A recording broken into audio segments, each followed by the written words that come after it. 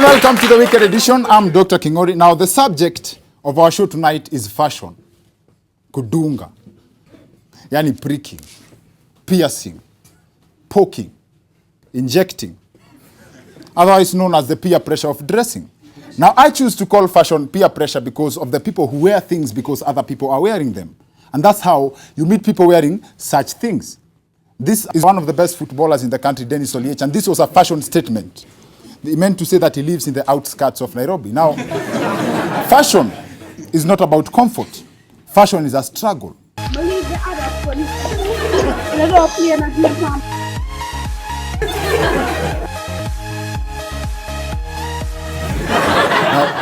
fashion has to be the most misleading subject we've covered yet. The original reason why people wear clothes was to cover nakedness. However, over time, people have found varying reasons to dress, ranging from dressing to kill, aka slaying, dress to impress, dressing for the occasion, dressing for the sake, and a good example is Homa Bay Governor Cyprian Awiti. Now, this episode is mostly about observation, and everyone is guilty of a fashion offense, including me. Last week, I dressed to kill, but according to feedback from our YouTube channel, my social media accounts, you guys say that my tie killed that look. However, I find comfort in the fact that everyone is guilty of some fashion offense, including the president. I had an exact pair of these jeans in 2010. I bought mine at 120 shillings. So if the president bought his for more than that, say that ligongwa, ama inflation is real. And not only the government is affected. Opposition leader Raila Odinga was recently on the spot for wearing Yes. It's that obvious. He was on the spot for wearing a counter suit and sport shoes. Now, there's an explanation to that. The sport shoes are because he's running for president. And alivaa sport shoes basically ndio apeleke Jubilee mbio. Alafu you guys know baba na mchezo akisema nani na mpira. You can't talk about that without being dressed for that. Now, fashion is crazy. And fashion is the reason why Lady Gaga wore a meat dress.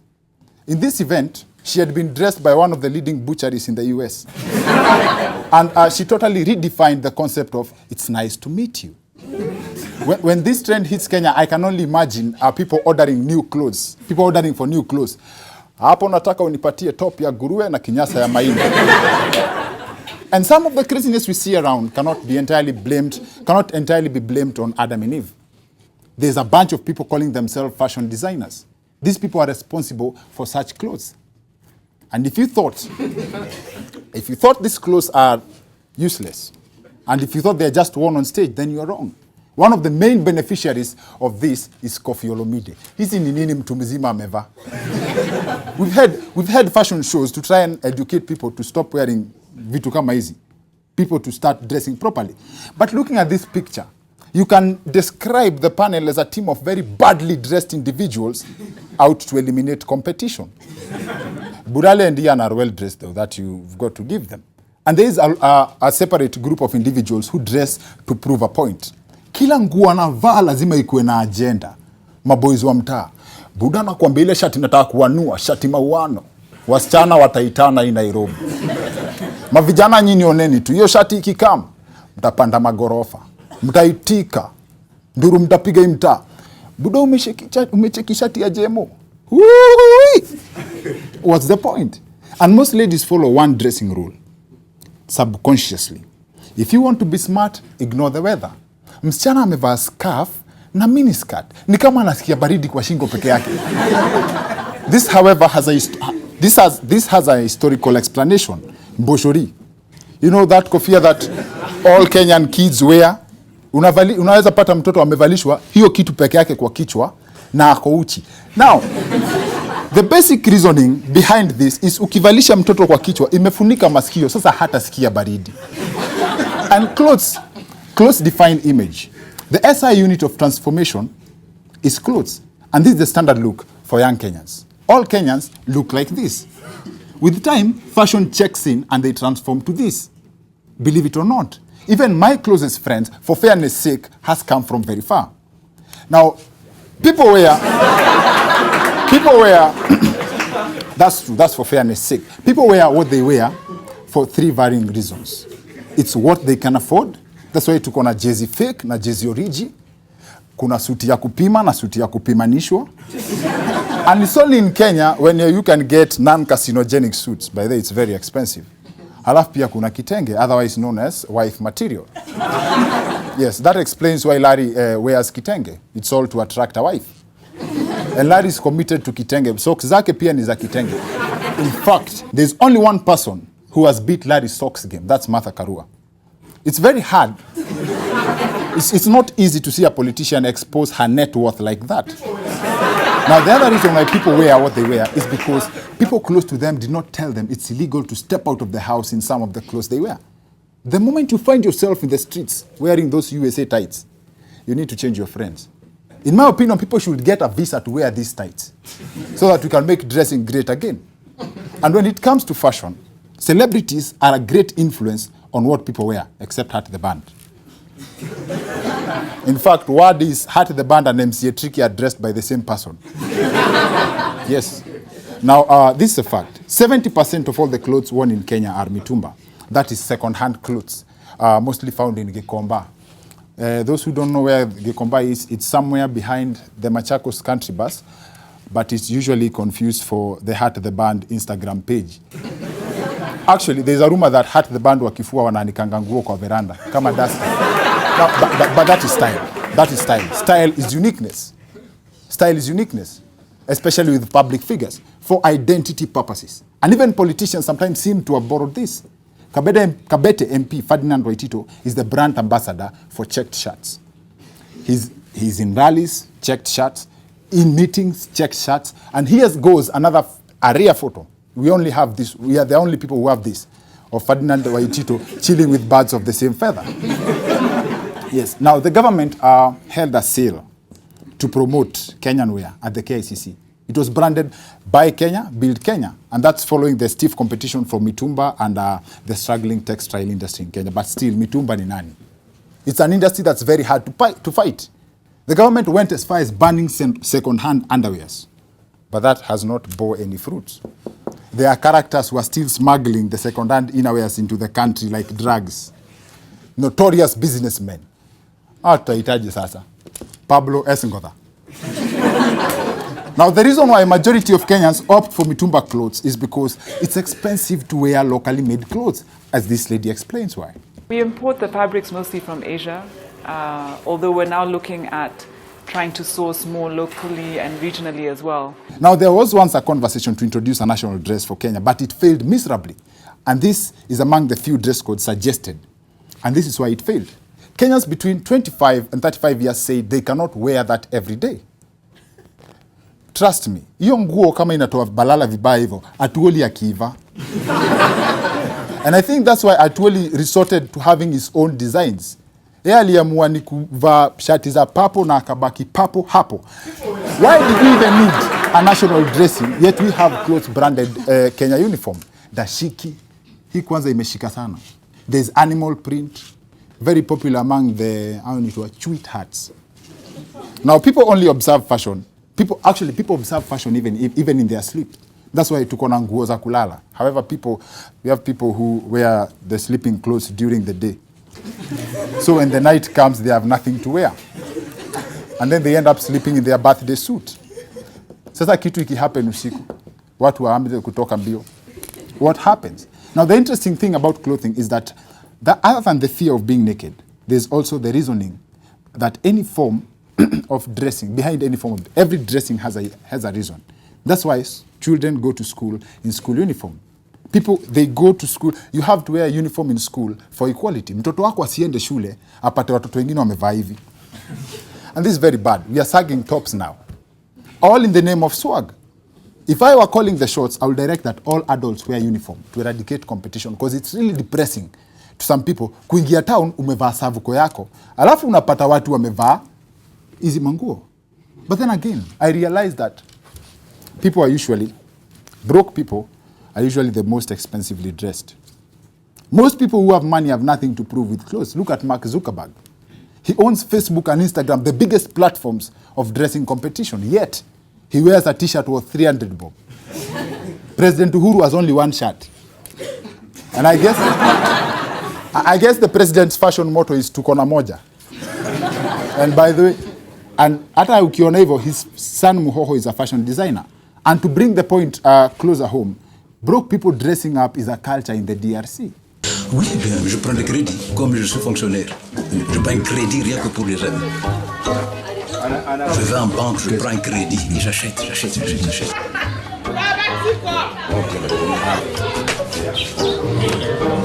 These guys are committed to dressing. Someone can wear a shoe worth 800,000 shillings na anakaa kwa nyumba ya mabati. Ironically, they are called sapas. In Kiswahili translation ni safaras. Now, and I'm not a fashion expert, but I want to believe that I know a few tips ranging from dress how you want to be addressed, dress in what you're comfortable in. Bottom line is everyone has a right to wear what they want to wear. Your dress, your choice. Kila kitu unataka kusikia. Isipokuwa hizo ties za USA. We'll take a short commercial break. We'll be right back with Anita Nderu, our guest on the show tonight, to help us break this down further.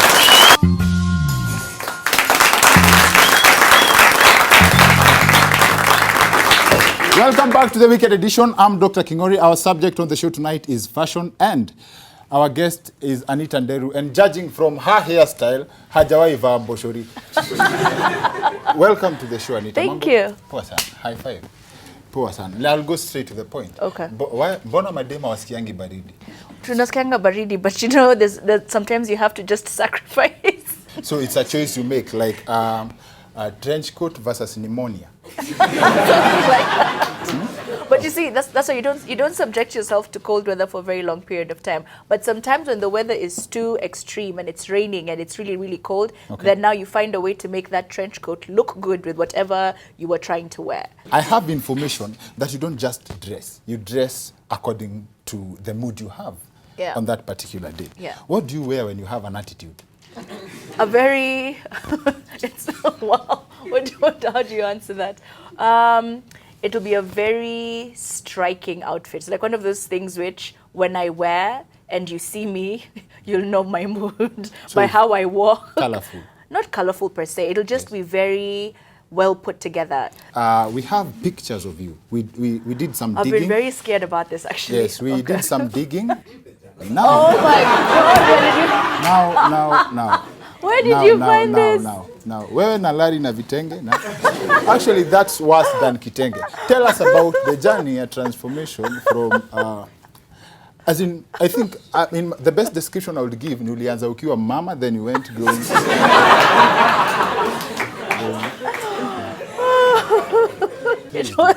By all means. I was still in primary school, and we had something called Cultural Day in school. And because I'm half Kikuyu, I dressed that way for that particular reason. Which primary school is that? Gulab Lochab Academy. Yeah.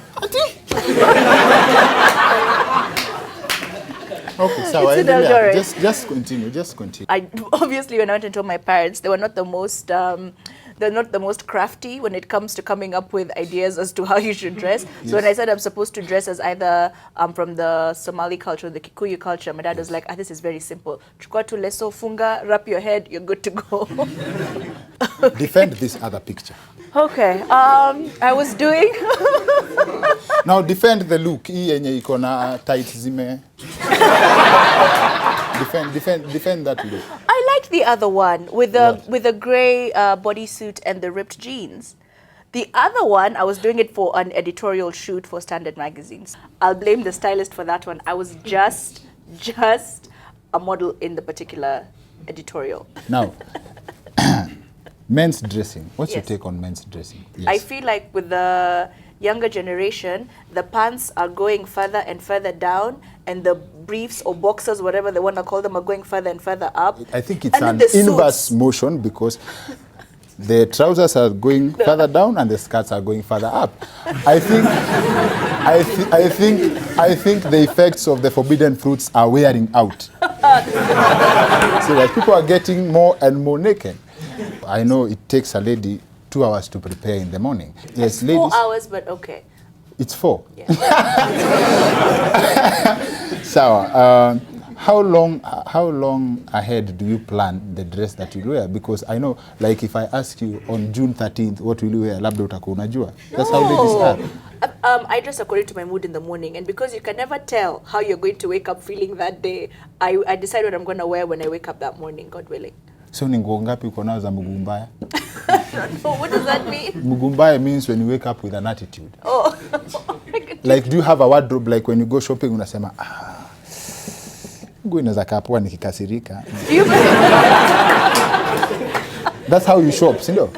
No, I try my best to shop for what's comfortable and just comfortable and stylish. But the problem is, if you had an attitude in the morning, with By an attitude, what you mean and is, then you become so I'm happy angry. in the middle of the day. I can be. Oh, so you you mean go when I'm home and angry? change.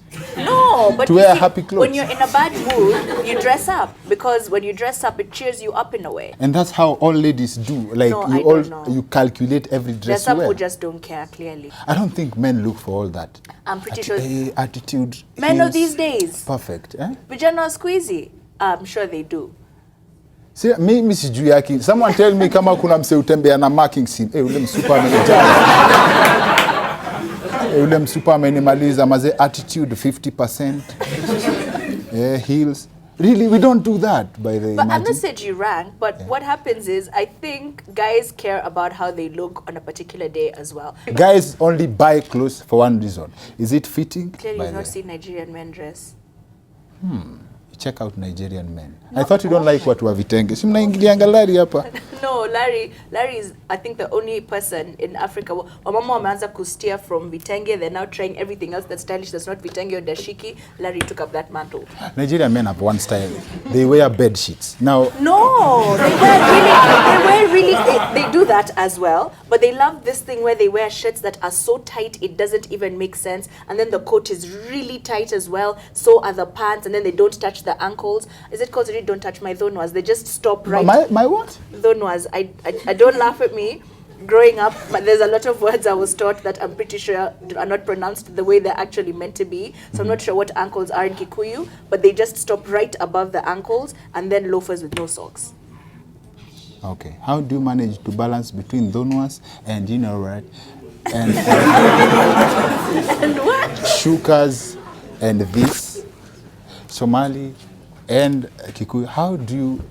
I think I understand why you talk of all those reasons and balancing. I think women can multitask really well. Not we can, we do. We're brilliant at it. Okay, sawa basi. Wewe ufua. If it's like really, really urgent, like I want to wear it tomorrow, then yeah. But otherwise, just put it in the... But how do you know you want to wear it tomorrow and you don't know the mood you'll wake up in? See, that's why nobody really gets women. And do you wear mtumba? Yes. Why do you look shocked? Why do people look shocked when I say that? You say that on national TV? Yeah. They normally have some very stylish things, and one of the things that I love is these days you don't even have to be the one to go to the market. There are people who go pick out really stylish stuff, put them up on Instagram, or they open stores and they send you pictures and they say, I got this, I think you look nice in it. They're very affordable, and you know, they look good. But they'll go to the market for you, they'll come, they'll wash it and iron it, and then it'll be the same price as buying an outfit from a store brand new. So it doesn't make sense. How do people who don't know how to tell the difference? How do you not tell the difference between Tumba and brand new? It's because it's been washed and ironed. You know, umesema? Yeah, but no, it's they do that, but any woman can tell the difference between a brand new outfit and Tumba. And sometimes Tumba clothes have these creases that just never go away. No matter what you do, you have to literally take it to a dry cleaner so it can be steamed out of the outfit. Mtu ufichaje kitambi? You just have to dress your size. That the stomach will... No, if it's very simple, and I always say this. Jesus turned water into wine, but he doesn't turn fat into fine. Go to the gym and work out, clean up your health, and you'll get that flat tummy, and you wear whatever you want.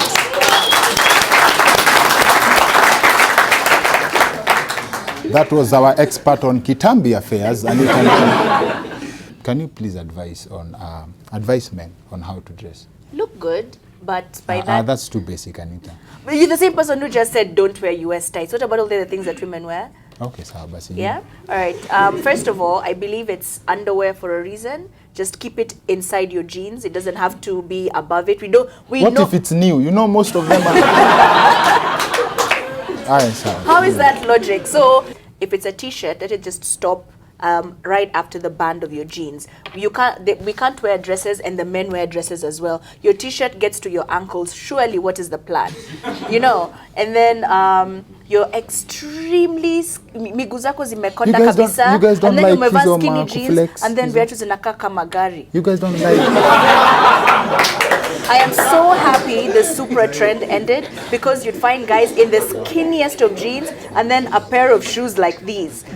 And then now you just look like you're floating inside your shoes. It's like, even walking. I think that's where that bouncing thing came about, because you had to find a way to move in those shoes. You know, just.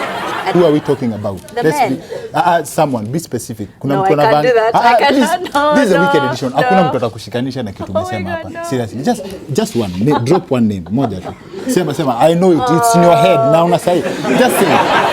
Sema kitu. Who is that? Ongea nani? Can I drop names? Wait, he knows I love him Calligraph. very much. He's a no. No, okay, sawa, nani? Shaq. Shaq. Shaq the youngin. Do you know him? Lord. I love you very much. I'm so sorry. Shaq the youngin. Yeah. Is a Kenyan? Yes, he is. He's a YouTuber, an amazing one. Oh, that's team Instagram. Yes. Shaq the youngin. Yeah. He wears those trousers hapa katikati. I'm always making fun of him because his pants are always like halfway down his butt, and then there's just this gap between that his pants have before where the, like, you know, miguu zinaanza. Oh my God, will I have a friend after this? I'm so sorry. Shaq the youngin versus Ruari. Now, parting shot. I love you so much, Shaq. I'm so sorry. And just basically dress She's lying, Shaq. Endelea. dress your size, and if you don't like your size, work out, eat healthy, get the size you want, then dress that size. And then just generally, if a trend doesn't work for you, don't force it. And if you need to learn anything, just go to YouTube and learn it right, so that when you do wear it, you look good in it. And for the ladies, mwanze kusikia baridi. Now, that's it for the Wicked Edition. See you next week. My name is Dr. Kingori.